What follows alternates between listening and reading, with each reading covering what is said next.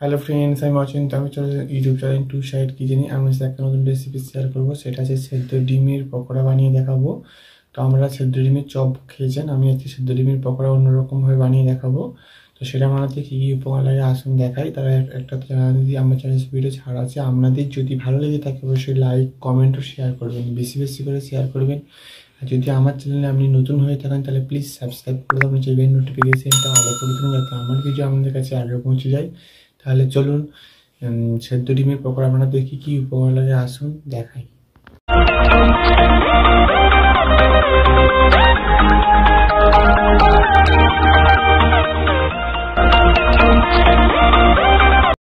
সেদ্ধ ডিমের পকোড়া বানাতে কী কী উপকরণ লাগে আসুন তাহলে দেখিয়ে দিই।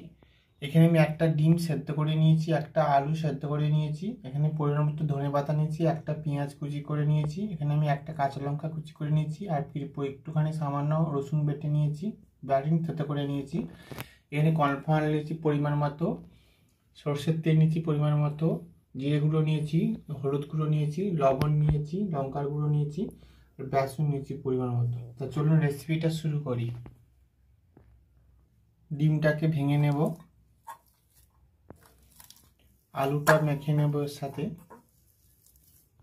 রসুন তো থেতে করে রেখেছি সেটা দিয়ে দেব, কাঁচা লঙ্কাটা দিয়ে দেব, পেঁয়াজ কুচিটা দিয়ে দেব, ধনেপাতা কুচিটা দিয়ে দেব, লঙ্কা গুঁড়োটা দিয়ে দেব, লবণ দিয়ে দেব পরিমাণ মতো, জিরে গুঁড়োটা দিয়ে দেব,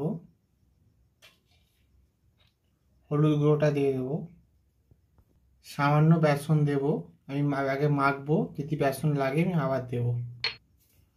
ভালো করে সব উপকরণগুলো একসাথে মাখিয়ে নেব।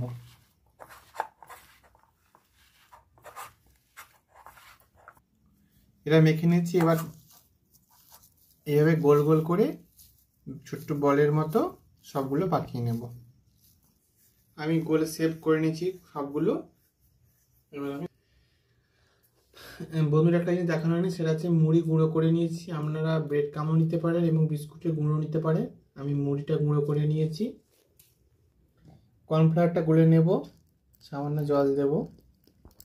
গ্যাসটা কড়াটা বসিয়ে দিয়েছি, কড়াটা গরম হয়ে গেছে, এর মধ্যে এবার তেল দিয়ে দেবো।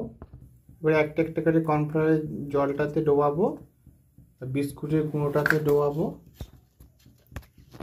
বিস্কুটের গুঁড়া বলা হয়ে গেছে, এটা আমি মুড়ির গুঁড়োটা এটাতে ডোবাবো। ভালো করে মুড়ির গুঁড়োটার সাথে মাখিয়ে নিয়েছি। এবার আমি এটা ভেজে নেব। এবার আমি সবগুলো দিয়ে দেবো তেলের উপরে।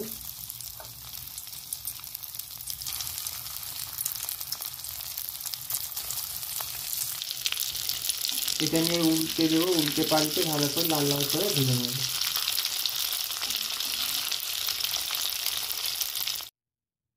এটা হচ্ছে পকোড়া মাখার পরে আপনারা চাইলে ফ্রিজে রাখতে পারেন, যাতে জিনিসটা শক্ত না নরম থাকে বা ভেঙে না যায়, সেই জন্য ফ্রিজে রেখে তারপরে ভাজতে পারেন।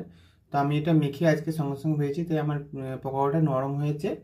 তো এই ডিমের পকোড়া রেসিপিটা যদি আপনাদের ভালো লেগে থাকে অবশ্যই লাইক কমেন্ট ও শেয়ার করবেন, বেশি বেশি করে শেয়ার করবেন।